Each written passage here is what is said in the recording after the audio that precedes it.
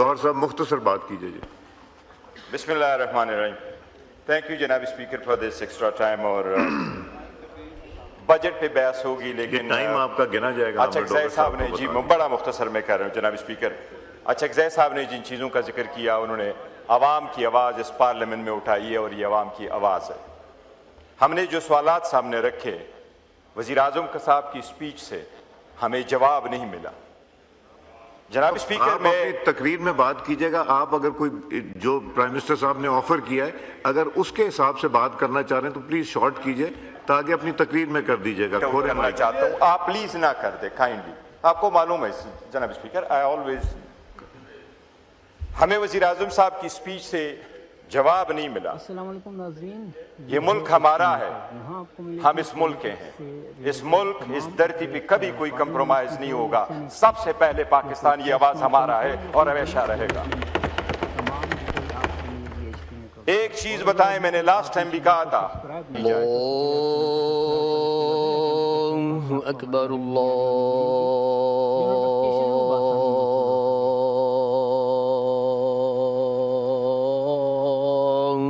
अकबर अल्लाहु अकबर अल्लाहु अकबर अशहदु अल्ला इलाहा इल्लल्लाह अशहदु अल्ला इलाहा इल्लल्लाह अशहदु अन्ना मुहम्मद रसूलुल्लाह अशहदु अन्ना मुहम्मद रसूलुल्लाह हय्या अला सलाह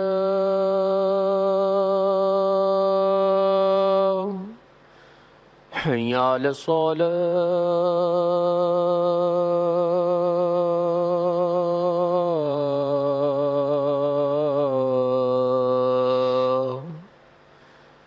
हय्या अलल फलाह हय्या अलल फलाह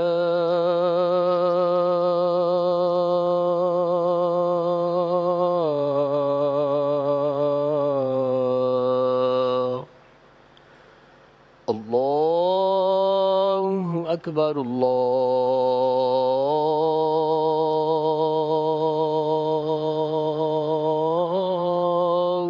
अकबर ला इलाहा इल्लल्लाह। जी गौहर साहब जी प्लीज तशरीफ रखें। ऑनरेबल मेंबर बात कर रहे हैं। थैंक यू जनाब। ऑनरेबल मेंबरान से रिक्वेस्ट है तशरीफ रखें जी, जरा तशरीफ रखें प्लीज।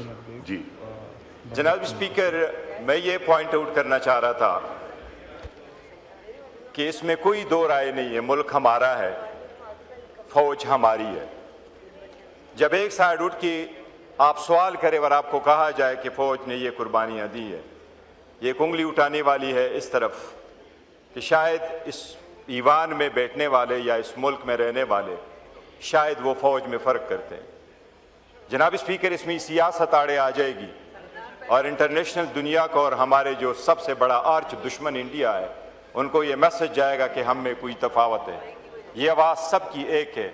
मुल्क हमारा है, फौज हमारी है, इसमें कोई दो राय नहीं है। जनाब स्पीकर हम हमेशा एक रहे।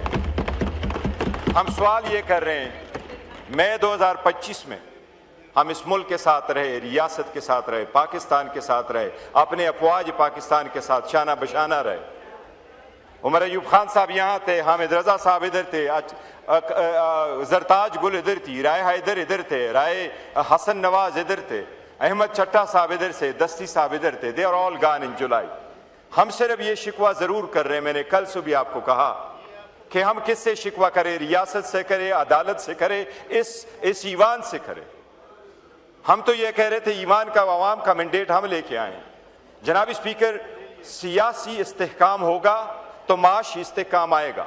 माशी और सियासी इस्तेकाम होंगे तो दिफाई इस्तेकाम आएगा। जनाब स्पीकर, अगर आप इस बात पे जाएंगे, हम ये कह रहे हैं कि तनाव क्यों बढ़ रहा है, अक्टूबर के बाद तनाव बहुत ज्यादा हो गया। जनाब स्पीकर, एक मकबूल तरीन लीडर को डॉक्टर की इजाज़त नहीं है, बच्चों से बात की इजाज़त नहीं है, बीवी की बच्चों से मुलाकात नहीं है, बहनों की मुलाकात नहीं है, लीडरशिप की मुलाकात नहीं है। हमने हमेशा आवाज़ दी पाकिस्तान सबसे पहले, रियासत सबसे पहले, ये ईवान मजबूत, ये आईन मजबूत। लेकिन जो लीडर जिसने हमें यहाँ भेजा है, जिसने ईवान दिया है, उसको एक्सेस क्यों नहीं है? जवाब दे देना। आज आपको जवाब देना होगा। लास्ट टाइम मैंने वजीर आजम साहब को एक चीज यहां याद करवाई थी, हम इकट्ठे बैठे थे, मैंने उनको कहा हाजी इम्तियाज साहब आज आपके साथ बैठे थे, मैंने कहा सुप्रीम कोर्ट ने आपसे अंडरटेकिंग मांगी कि कोई घर से नहीं उठाया जाएगा। आज भी वो रविश शुरू है। जनाब स्पीकर, अदालतों का ऑर्डर है, एसओपी के मुताबिक है, रूल्स के मुताबिक है। एक लफ्ज बताए खान को इजाजत क्यों नहीं है? अगर खान के पास मिलने की इजाजत नहीं है तो हमारा यहां बैठने का कोई हक नहीं है। लोगों ने सबसे पहले वोट हमें उसके लिए दिया था।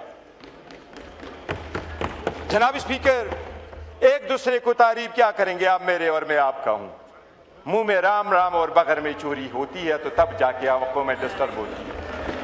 ये आप अब तक एक आवाज जनाब स्पीकर, मैं खत्म कर, मैं सिर्फ वजीर आजम से ये पूछूंगा कि आपने कहा स्ट्रेटेजिक, मैं उस पर बजट में बोलूंगा कि 5 साल के बाद भी हुकूमत अपने अहदाफ हासिल नहीं कर सकी और इवन स्ट्रेटेजिक नीड्स के लिए भी, जरूरियात के लिए सूबों पे इन्हिसार किया जाता जो आईनी तौर पर भी गलत है। लेकिन मुझे समझ नहीं आई, आप तकरीर मैं उनसे सिर्फ ये कहूंगा, इस तरफ देना है तकरीर खोलें। ये कह रहा हूं कि हमें डिस्क्रिमिनेट ना करे, हमारे साथ यकसां सलूक करे, हमारी लीडर को हमें एक्सेस दे, हमें डॉक्टर की इजाजत दे, हमें एक्सेस आज ही चाहिए। हमने यहां बॉयकॉट का फैसला किया था कि हर रोज प्रोटेस्ट करेंगे, बॉयकॉट करेंगे। वजीर आजम साहब ने लास्ट टाइम ये फरमाया था कि मैं कोशिश करूंगा, पूछ के बताऊंगा, अगर कोई मैसेज आया तो बताए, कोई पूछ के आया है कि नहीं आया। ठीक, देखे जी जनाब स्पीकर, छोटी छोटी चीजें, इसको हम समझते हैं कि ये छोटी चीज है, हमारे लिए ये बहुत अहम है। जनाब स्पीकर, ये पूरा मुल्क इस तशवीश में है कि खान साहब की सेहत का क्या हाल है, उसको एक्सेस क्या हाल है। लोग हमसे पूछ रहे हैं, वो मजीद इन बातों पे नहीं जाता। हम तो ये चाह रहे थे कि एक मिसाक जमहूरियत हो जाएगा जब हमने इतना बड़ा रोल प्ले किया कि पूरे दुनिया के लिए हम मुज़ाकरात कर सकते हैं। सो आपस में कौम को कैसे डिवाइड करें जब हम हर सूरत में कौम मुल्क के साथ खड़े रहें, लेकिन फिर भी हमें आप दीवार में चुन दे, तो इस दीवार में चुनने से अवाम हमें यह कह रही कि निकल जाओ।